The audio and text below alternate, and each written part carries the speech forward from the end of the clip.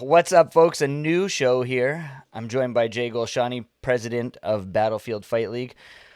We're going to call this one Three Questions with the President. We're going to do this, I'm not sure whether weekly, bi-weekly, something like that, but we're going to kick it off and we're going to ask Mr. Goshani three questions. Maybe we'll even open it up to the public at some point where they can tweet out questions and get them answered because, you know, Jay's a bit of a polarizing figure, not just in Western Canada or BC, but all of Canadian MMA. So I'll ask the three questions today. The first one I have for you, Jay. Obviously, you've had fighters that made it to Contender Series. You traveled down there. You saw them fight there. You also had fighters fight in the UFC. So you've seen the big show behind the scenes, up close and personal. You had obviously Mateo Vogel, who was a Battlefield champion, fight last week for Unified, who they claim they're the number one promotion in Canada as well. I want to ask you specifically how going to the bigger promotions have taught you sort of how to make your game at Battlefield even better. Before we get to that, Surrey City, who do you think won that fight? I think Surrey won that fight actually.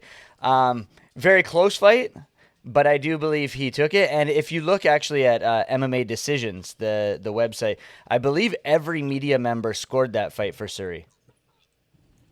Yeah, like Tavares, like a nice guy. We met him at Contender Series. Like he was slick, good head movement, everything. But I think he lost that fight 2-1. So did everybody else. Yeah. I believe I thought it was 29-28 myself. Sometimes that.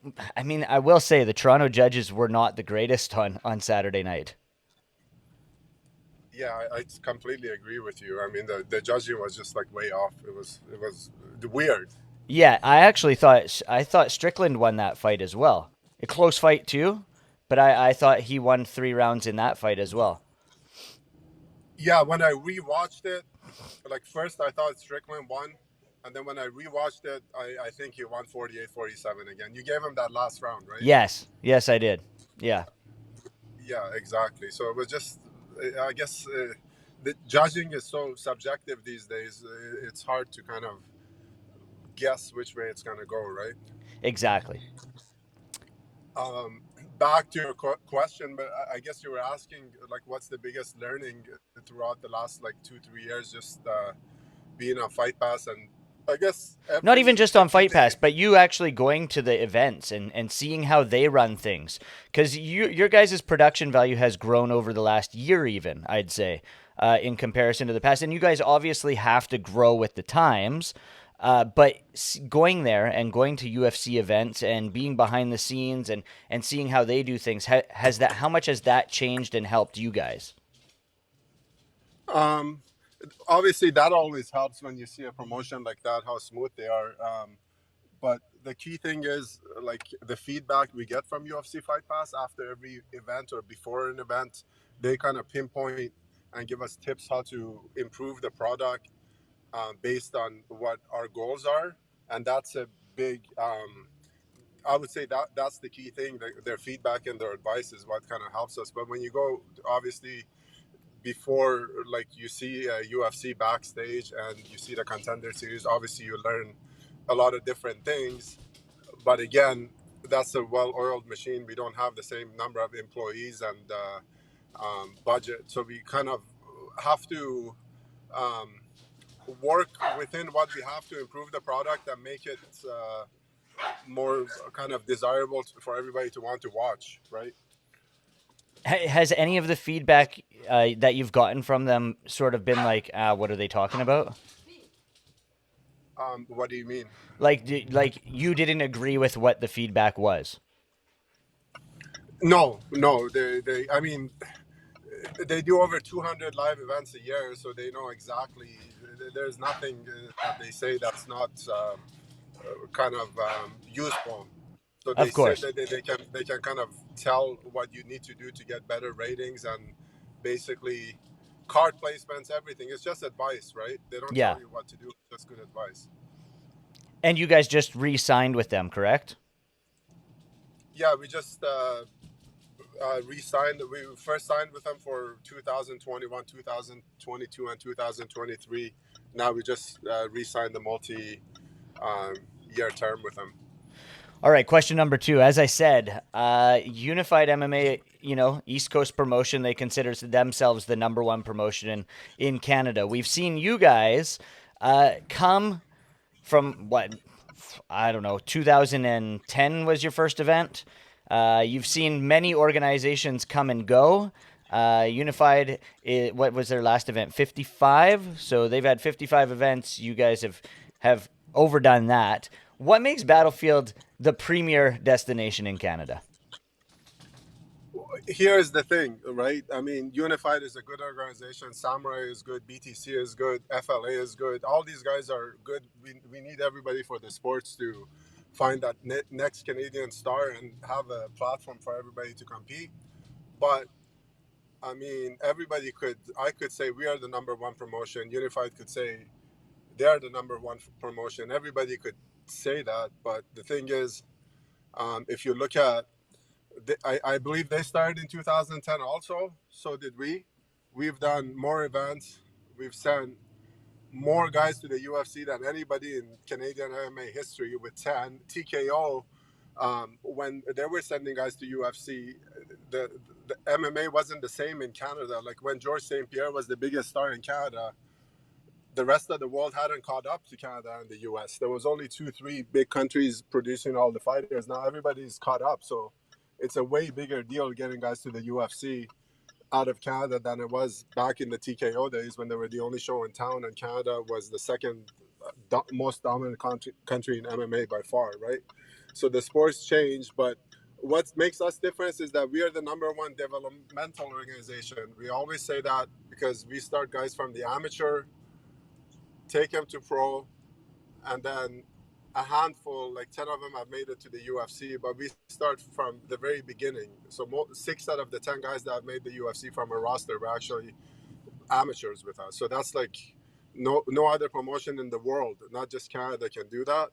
So we've had the most events in Canada. We've sent the most guys to the UFC out of Canada. We were the first promotion to be on live TV in Canada because MFC was live on HDNet. We were the first one. We were live on the Fight Network in 2012 in Vernon.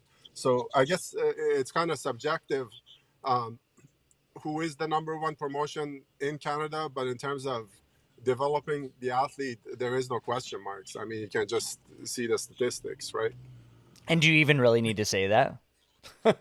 Like, as you said, each organization is needed to grow the sport. Exactly. And there's a lot of good organizations out there that people don't talk about as much as they should, like Fight League Atlantic. I mean, those guys are out on that side. It's definitely helps like the fighters. BTC does a good job. Obviously, Unified and Samurai on Fight Pass, they're big promotions. But there is a lot of small promotions that you don't hear about that they have a lot of passion for the sport. And a lot of those guys lose money doing shows just to keep the sport alive. So I feel like everybody should get some credit. It's not just about Battlefield and Unified. And I want to ask you about that actually. The different promotions, because back in the day, you hated sending fighters to other organizations to fight. Now we've seen guys like, obviously Dejan Kajic was expected to fight at Samurai in December. That fight never happened, but it is playing out again. Correct? They have a card coming up. You have no problem sending these guys to other organizations to showcase their skills. Is there a reason for that now, in comparison to the past? Um, we don't send them to every other organization. Like we send them to Samurai. We when we started, the reason we don't work currently with Unified is when we started during COVID. Um, there was a couple of guys from Edmonton that fought on our cars that were under exclusive contracts with us, and then we kind of they asked when they opened up doing shows, they asked us if they could use them. We let them out of their contract to go fight over there. Then when we asked back for the favor, they said no. So with certain promotions that kind of are fair to us, we work with them. If they don't, we don't work with them. So that's how it is. I think the reason now we allow some of the top tier guys to go to other promotions is because you need to find out who is the best. right? If you want to Yeah. like, if you want to go a contender, let's have the top two guys fight each other, so you get your shot. That's how you get your shot because of contractual obligations. A lot of the top guys can't fight each other, so it's kind of needed to do that once in a while. Definitely. All right, question number 3, and it goes along the lines of this upcoming Battlefield Fight League 79 card. We look at the fight card, and the past 2 or 3 fight cards actually has had a lot of Mexican talent on it. I want to ask how that all came about because it seems like you're bringing a lot of these Mexican fighters up here to Canada to fight for Battlefield Fight League. Yeah, I think on this upcoming card we have 6 fighters from Mexico. Um, I mean, we have Gagan is fighting. His opponent has got won 5 in a row. He's 10-4. That's the most marquee fighter from Mexico on this card. Um, the reason we have a lot of fighters from Mexico is there's certain guys on our roster because, as you know, like a 0-0 or a 1-0 fighter out of BC coming out of the amateur circuit is way better than any other. Those are just facts. Mm-hmm. Somebody 1-0 in Alberta or Ontario just because of the amateur circuits here is so strong. So at the start of their pro career, nobody in people in Canada are now, they don't admit it, but they realize it, so they won't take the matchups. So when you got the amateur champions coming out the gate going pro, nobody wants to really fight an amateur champion out of Battlefield, right? So we Yeah. got to get seasoned guys from Mexico who've also had 10, 11 amateur fights, 2, 3 pro fights, because they have a big amateur circuit down there too. So to kind of make these matchups work. So it's kind of makes sense that's the only outlet we have. And fighters from Mexico are all tough. They always show up. They don't make excuses. When you sign them, they show up and fight. Definitely. I mean, like you said, a 0-0 pro fighter. Like you look at a guy like Adam Posner or even Jaden Martin, who's 1-1. Both these guys are competing against Mexicans on this upcoming card. It'd be terribly hard to find them fights with Canadians out there.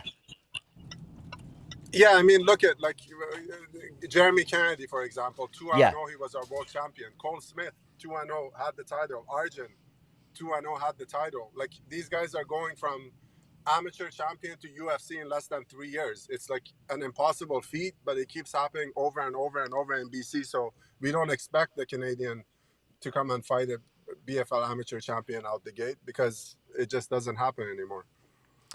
We'll touch on a little bit of that answer on the next episode of these 3 questions. But Jay, I thank you for doing this. Is there anything else you want to say before we let you go here?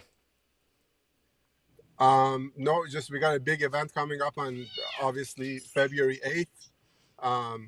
2 of the top 45ers in Canada, obviously Maxime Suzy and Radley De Silva. Both guys are extremely underrated, and that's, I think the winner of that fight is going to be the next big star out of the 145 in Canada. Taking nothing away from Matteo Vogel, obviously. He is good, but he's already been to contender, right? And we expect some big news for Jamie Suraj hopefully soon. So he's also at the 45s. Let's just wait and see what happens. Well, hopefully we talk one more time. We get another 3 questions in before February 8th, Battlefield Fight League 79. He's Jay Goshani. I'm Jeremy Brand. Thanks a bunch, guys. Keep it locked.